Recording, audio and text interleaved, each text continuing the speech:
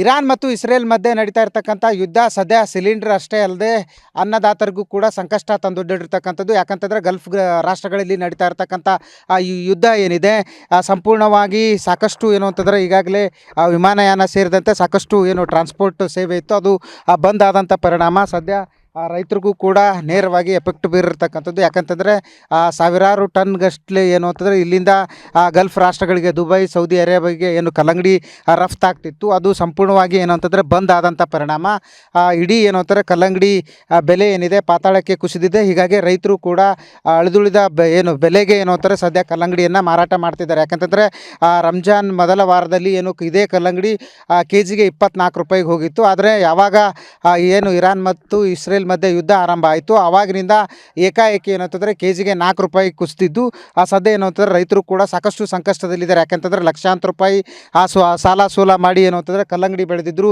ಈ ಬಾರಿ ಏನು ಅಂತಾರೆ ರಂಜಾನ್ ಮತ್ತು ಯುಗಾದಿ ಹಬ್ಬ ಇರೋದರಿಂದ ಸಹಜವಾಗಿ ಭಾರಿ ಬೆಲೆಗೆ ಏನು ಅಂತಾರೆ ಕಲ್ಲಂಗಡಿ ಮಾರಾಟ ಆಗುತ್ತೆ ಅಂತ ಹೇಳಿ ಅಂದ್ಕೊಂಡಿದ್ರು.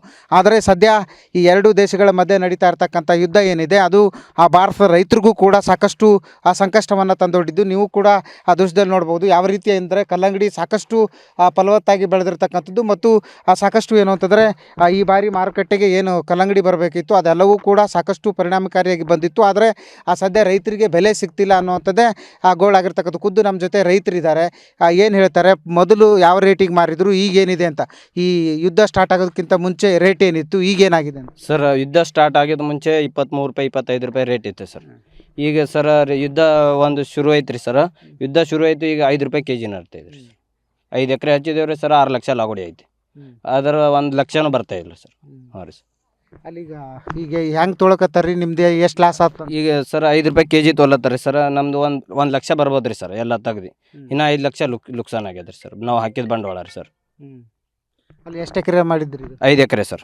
5 ಎಕರೆ ಸರ್, 6 ಲಕ್ಷ ಲಾಗೋಡಿ ಆಗಿದೆ ಸರ್. 6 ಲಕ್ಷ. ಹಾಂ ರೀ. ಈ ಯುದ್ಧ ಇರಲಿಲ್ಲ 24 ರೂಪಾಯಿಗೆ ಹೋಗ್ತಿತ್ತಂದ್ರೆ ಎಷ್ಟು ಲಾಭ ಆಗ್ತಿತ್ತು ರೀ ಸರ್? ಯುದ್ಧ ಇರಲಿಲ್ಲ ಅಂದರೆ ಒಂದು 10-12 ಲಕ್ಷ ಆಗ್ತೈತೆ ರೀ ಸರ್. 6 ಲಕ್ಷ ಲಾಗೋಡಿ ತೆಗೆದ್ರೂ 6 ಲಕ್ಷ ಉಳಿತಾಯ ಆಗ್ತೈತೆ ಸರ್. ಹಾಂ, ಯುದ್ಧ ಶುರು ಆಯ್ತಿಂದ 6 ಲಕ್ಷ ಈಗ ಲುಕ್ಸಾನೆ ಆಗ್ಯದ. 5 ಲಕ್ಷ ಬರ್ತೈತೆ, 1 ಲಕ್ಷ ಬರ್ತೈತೆ ರೀ ಸರ್, 5 ಲಕ್ಷ ಲುಕ್ಸಾನ್ ಆಗೈತೆ ಈಗ ಮತ್ತೆ ಹೆಂಗೆ ಮಾಡ್ತೀರಿ? ಈಗ ಪೂರಾ ಇದ್ದಿದ್ದೇ 4 ರೂಪಾಯಿಗೆ ಮಾರಾಟ ಮಾಡಿ ಸರ್. ಈಗ ಹೊಲ್ದಾಗ ಮಾಲ್ ಕಳಿಸೋದಿಲ್ಲ ರೀ ಸರ್, ಎಷ್ಟು ಬರ್ತದೆ ಅಷ್ಟು ಕಳ್ಸಬೇಕಾಗ್ತಾರೆ ಸರ್. ಹಾಂ ರೀ ಸರ್. ಲಾಸ್ ಆಗುತ್ತೆ. ಲಾಸ್ ಆಗ್ತಾರೆ ಸರ್, ಫುಲ್ ಲಾಸ್ ಸರ್. ಇವಿಷ್ಟು ಏನು ಅಂತಾರೆ ರೈತರ ಮಾತುಗಳು. ಯಾಕಂತಂದರೆ ಈ ಕಲ್ಲಂಗಡಿಯನ್ನು ಹೊಲದಲ್ಲೇ ಕೊಳೆಯೋದಕ್ಕಿಂತ ಬದಲು ಏನು ಅಂತಾರೆ ಎಷ್ಟು ರೇಟ್ ಬರುತ್ತೆ ಅಷ್ಟಕ್ಕೆ ನಾವು ಮಾರ್ಕೆಟಿಗೆ ಕಳಿಸ್ತಿದ್ದೀವಿ ಅನ್ನೋವಂಥ ಮಾತುಗಳನ್ನು ಹೇಳ್ತಾ ಇರ್ತಕ್ಕಂಥದ್ದು. ಕ್ಯಾಮ್ರಾ ಪರ್ಸನ್ ವಿಜಯ್ ಜೊತೆ ದತ್ತಾತ್ರೇಯ ಪಾಟೀಲ್, TV9 ಕಲಬುರಗಿ.